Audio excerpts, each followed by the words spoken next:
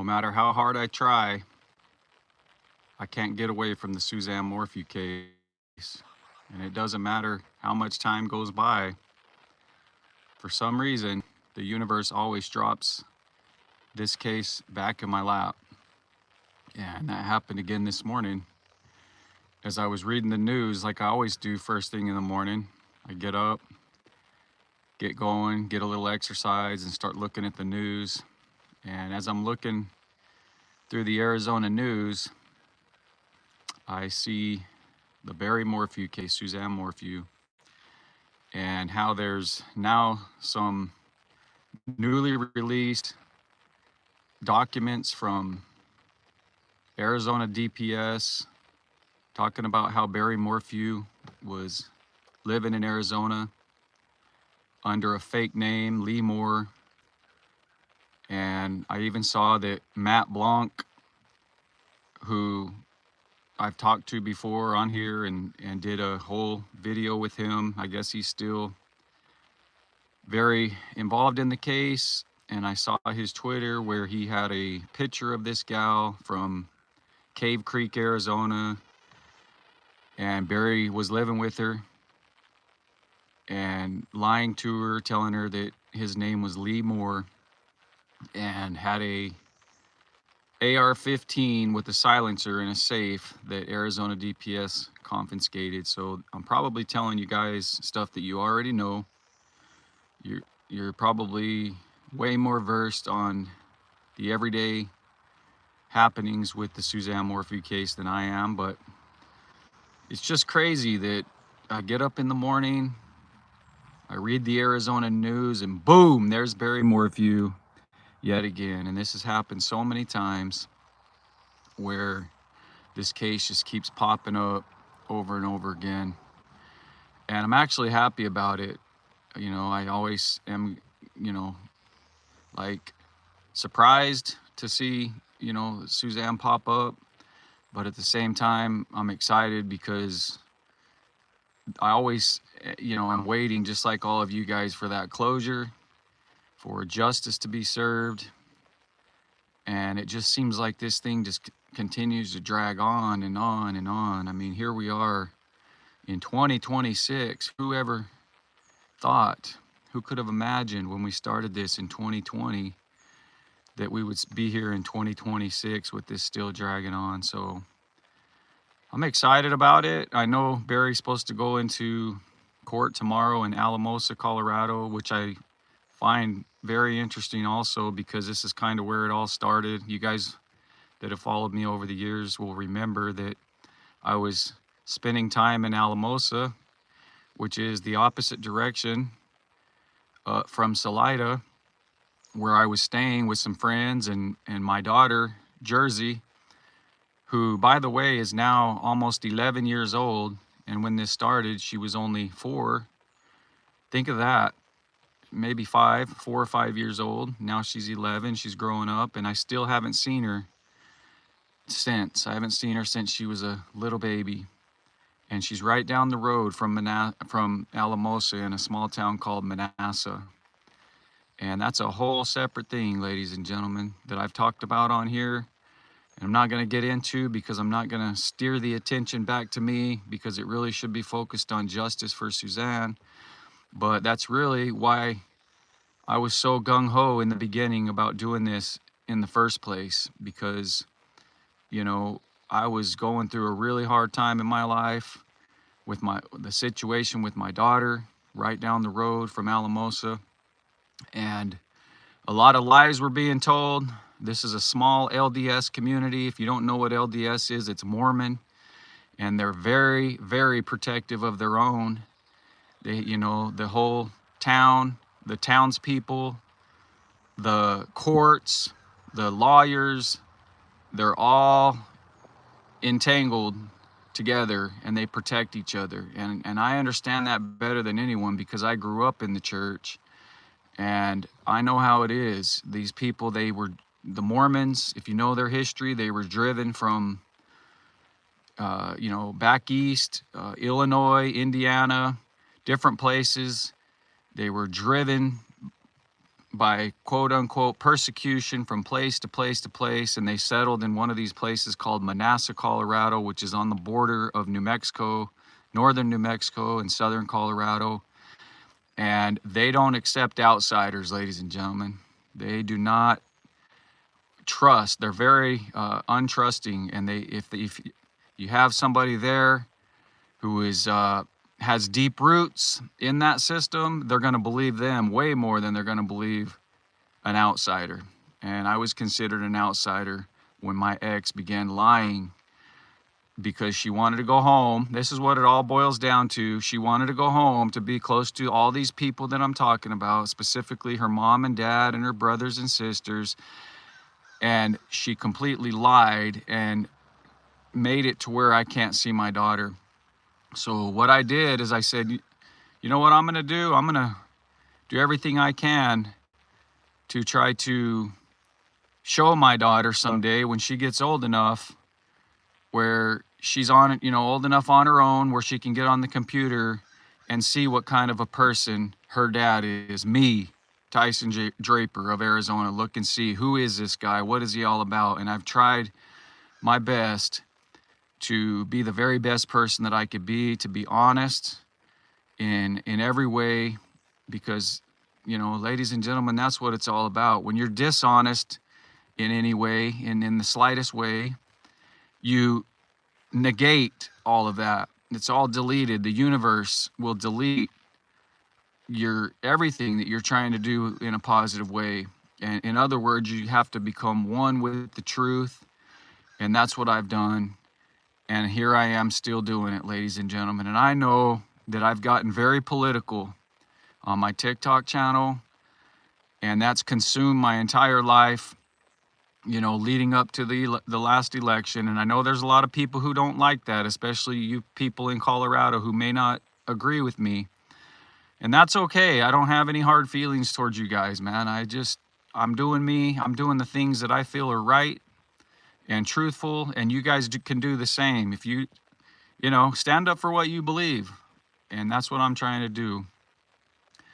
But coming back to the Suzanne Morphew case, once again, like I said, this morning it was dropped in my lap as I'm looking at the news here in Arizona. I'm seeing that right there, big as Dallas, Barry Morphew's face on the news again, talking about how he's going to do in court tomorrow, and things are starting to proceed with this first-degree murder case against his wife, Suzanne, who from the very beginning, in my humble opinion, he has lied to law enforcement, he has lied to his daughters, he has lied to everybody about what really happened on that fateful day, the Mother's Day 2020. And as we've watched, and as we've made these videos about this over the years, we've watched all of this unfold, and it's unfolded just the way we thought it was going to, ladies and gentlemen. We said, just sit back and watch, because the truth always comes out in the end. And now we can see it very clearly that Barry Morphew has a pattern of lying about his name. Now he's Lee Morphew. And this new gal that he was with in Arizona apparently didn't know Barry's backstory, didn't even know his name was Barry, just thought he was some cool guy that, he met at the bar, and his name is Lee, and everything's all hunky-dory. She moved him in. And I don't understand, if you're not guilty and you have nothing to hide, why so many of the lies? The same thing happened with that gal from Salida, Shoshona. It was like same type of thing. This guy just kind of jumps from one woman to the next. He doesn't now, I guess not, because now I don't think he has the means or the opportunity, because now justice is finally starting to catch up with this man. But he's been elusive. He's stayed one step ahead of everything for so long. But like I said from the very beginning, the truth always comes out in the end, and we're starting to see that now. Justice is finally being served. But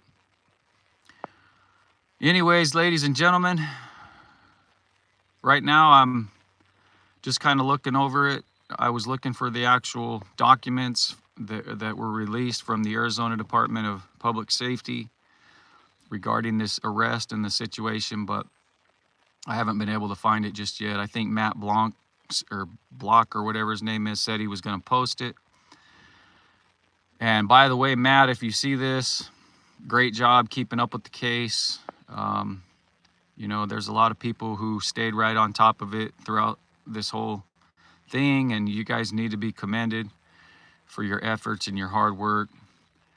And you know, you know, it's interesting that the world that we live in now, it's so different than when this case started in 2020. Everybody's all tore apart. You know, the Nick Cordova case here in Arizona. I'm just going to branch out and talk about that for a second too, because why not while I'm on here, just to give you guys an update. About a year ago, maybe, I don't know, it was around the time that Charlie Kirk was killed. So yeah, about a year ago, let's say, I got in touch with Alicia Cordova, and I was very sick, by the way. I got shingles, of all things. I don't know how or why, but it was just one of those horrible things. And I didn't know what it was because I had never been sick like that before. And so I waited a few days before I went to the emergency room. And that's the worst thing you could do if you ever have shingles, because it does nerve damage and it gets way worse. They have to catch it early. And so I was really down and out, man. I had it on my backside where I couldn't even sit down or lay down. I was on my stomach. I was miserable. And I was watching all this stuff unfold with Charlie Kirk here in Arizona. And everything was just, you know, hitting me really hard. And I reached out to Alicia Cordova and I said, I have an idea, Alicia. It was kind of like an epiphany that I had. And all through this case too, not just Suzanne Morphew. We could talk about all the crazy epiphanies and things that I had there too, but the Nick Cordova case was really close to my heart as well. I had so many spiritual experiences and supernatural, whatever you believe in, things happening with that case. Felt like people were speaking to me from the other side. And I reached out to Alicia, the wife of Nick, of course, and I said, hey, I got this epiphany, this idea that we need to start this campaign, because the case had gone cold here in Arizona and there was nobody talking about it. And I said, we can't let this go cold. Let's start a campaign called Noise for Nick. And as soon as I said that, she just interrupted me and said, oh my gosh, I love that. That's such a good idea. And she took it and she ran with it. And now if you look at her TikTok, she's got over 50,000 followers. She's got, you know, every news station here in Arizona talking about it. Dateline is talking about it. They're contemplating doing a full story about it on TV. Dateline, one of the biggest in the world. And she's just having a tremendous amount of success. She's riding this wave, and I couldn't be any more proud of her than I am right now. But unfortunately, ladies and gentlemen, she's let it go to her head. And she's just, it's becoming more about her, I feel like. And she doesn't answer my text messages anymore. And I know it has a little bit to do with politics, and we don't see eye to eye on the border and how the border's been sealed off and shut down. Thank goodness. We had so many criminals pouring across our border, and two of them are the suspects that killed Nick Cordova. They were in this country illegally, and they went back down, and they're hiding out in Mexico as we speak right now. And I talked to Alicia about that and said, how do you support open borders when two illegals murdered your husband? I just don't understand that. And she took offense to that, and she hasn't talked to me since. But as she's going around, making noise for Nick, I'm super proud of her. And it's not about me. I don't care. I'm not saying this because I'm trying to take any type of credit. I'm giving praise and glory to the universe and to God for inspiring me to help in these cases. And I helped somewhat in the Suzanne Morphew case as well when I talked to Barry Morphew.